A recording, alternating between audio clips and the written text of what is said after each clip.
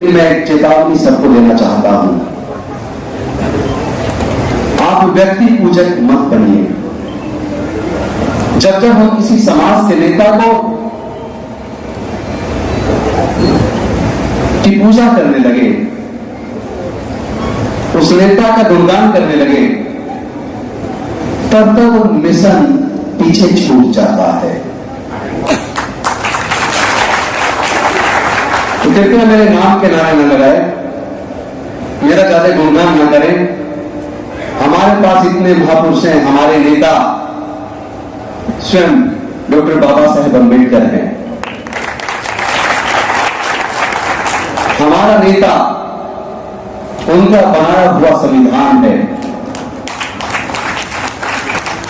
तो हमारे नेता समाज के कोने कोने में फैले हुए बहुजन महापुरुषों के आंदोलन को अपने कंधे पर लेकर चल रहे वो सब लोग जो अपने जीवन का बलिदान देकर इस मिशन को जिंदा रखे हुए हैं, वो हमारे नेता हैं। मैं उन सबको सैल्यूट करता हूं।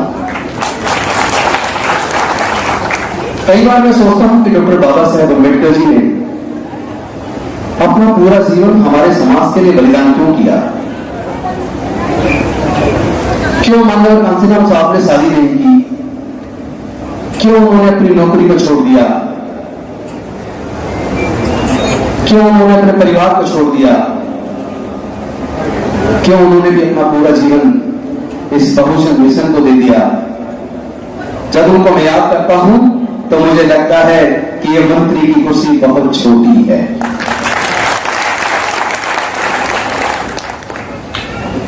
बाबा साहेब और माननीय कांसीराम साहब वापस आने वाले नहीं हैं। हमारे सारे मिशन जयवीर के सिपाही, समता सैनिक दल के सिपाही, भारतीय बौद्ध महासभा के सिपाही और हमारे सभी संगठनों के सिपाही, मैं आप सबसे निवेदन करता हूं, आओ हम खुद बाबा साहेब और माननीय कांसीराम और अपने महापुरुषों के जीवन को क्यों ना खुद जिए, अपने जीवन में उसका अंगीकार करें।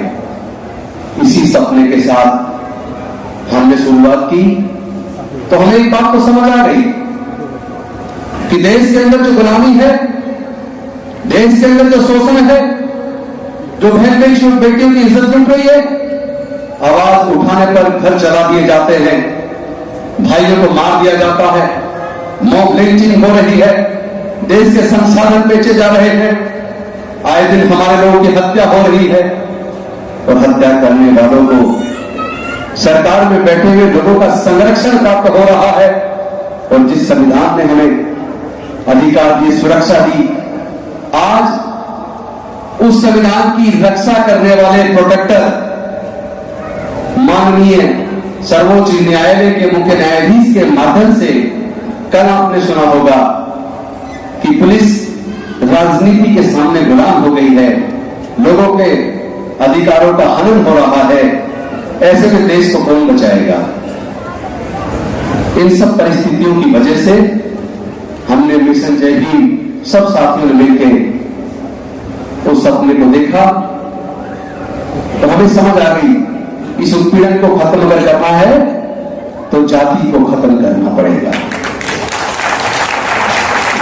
शोषण का कारण वर्ण व्यवस्था है, वो धर्मशास्त्र है जो किसी को ऊंच और किसी को नीच बनाते हैं, वो धर्मशास्त्र है जो शिक्षा पर कुछ ही लोगों का नियंत्रण करते हैं, जो व्यापार पर कुछ ही लोगों का नियंत्रण करते हैं, जो रक्षा सुरक्षा पर कुछ ही लोगों का नियंत्रण करते हैं और देश के 90% लोगों को कोई अधिकार नहीं देते।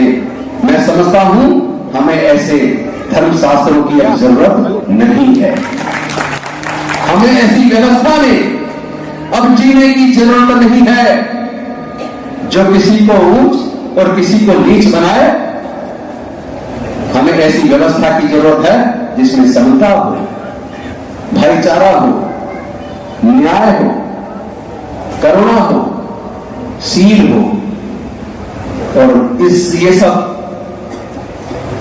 आज हम अगर अध्ययन करते हैं, बाबा साहेब को पढ़ते हैं, तथागत को पढ़ते हैं, तो समझ आता है ये सारी चीजें बुद्ध के धर्म में है।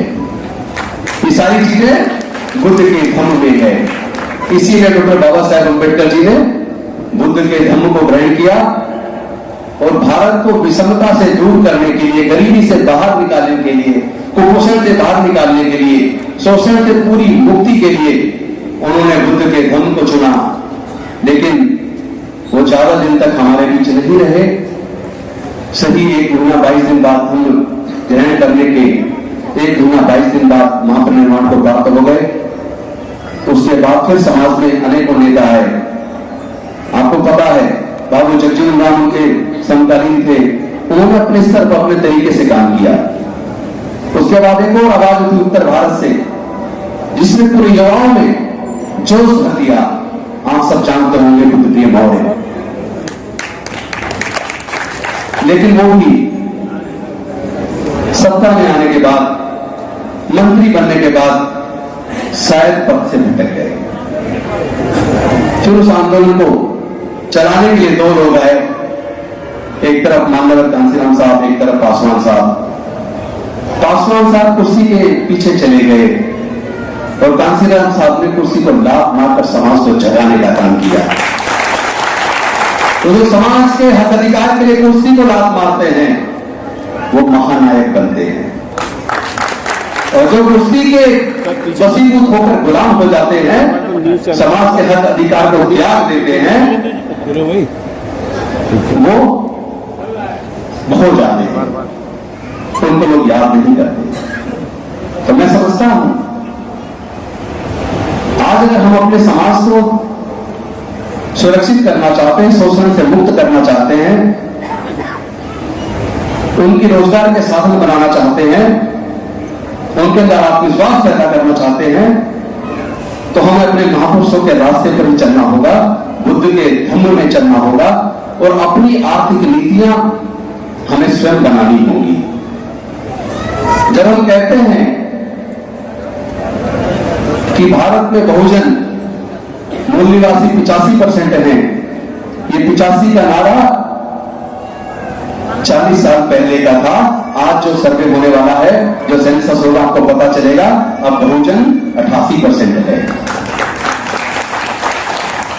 88% लोग दीनहीन, गरीब, बेसहारा, कुपोषण के शिकार, जुल्म के शिकार, अत्याचार के शिकार, बलात्कार के शिकार, साधन विहीन, और 12% देश के सभी संसाधनों पर कब्जा किए हुए हैं।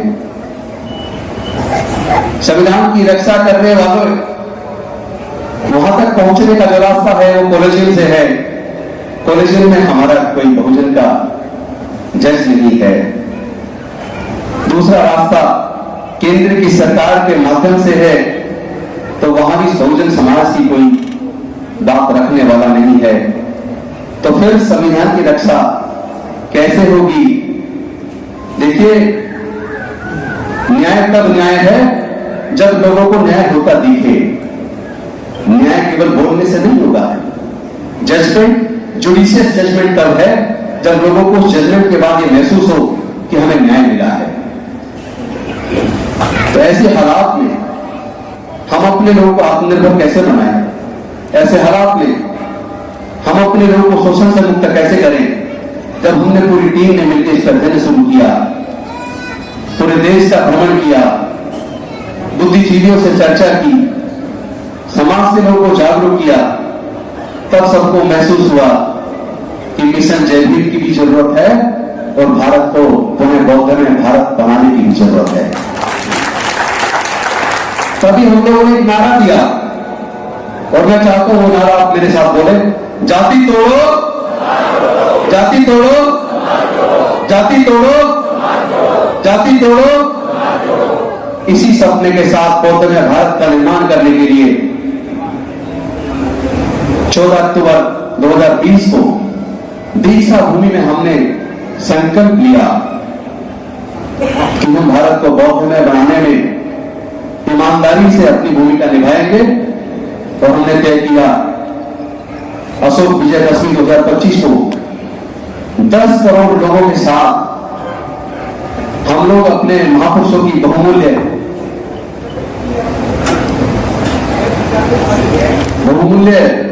एक क्या कहना चाहिए? धरोहर, जो मैं अक्सर बोलता हूं, जो हमारे महापुरुषों की बहुमूल्य धरोहर है, बुद्ध का धम्म, जिसमें समता है, मैत्री है, करुणा है, न्याय है, बंधुता है, उसमें घर वापसी करने का समय आ गया है। 2025 में 10 करोड़ लोग बौद्ध बनेंगे। और मुझे ये आपको बताते खुशी हो रही है कि हमारे बीच सफाई कर्मचारी आयोग के चेयरमैन संजय गहलोत जी बैठे हैं। इस बुद्ध धम्म के प्रचार प्रसार के लिए और 2025 के लक्ष्य की तैयारी के लिए उन्होंने अपनी पूरी टीम को एक साथ लेकर चंदा करके एक बौद्ध धम्म रथ का निर्माण करवाया है, जो 10 दिन के अंदर पूरा कंप्लीट होकर मिल जाएगा, जिसमें साउंड सिस्टम, अंदर बैठने की व्यवस्था, टॉयलेट की व्यवस्था, किचन, सारी व्यवस्था उस धम्म रथ में होगी, जिसमें बौद्ध भिक्षु होंगे, जिसमें समाज के हमारे युवा होंगे और पूरे देश का भ्रमण लगातार 2025 की अशोक विजयदशमी के दिन तक लगातार उसकी तैयारी में पूरे देश में धम्म रथ जाएगा।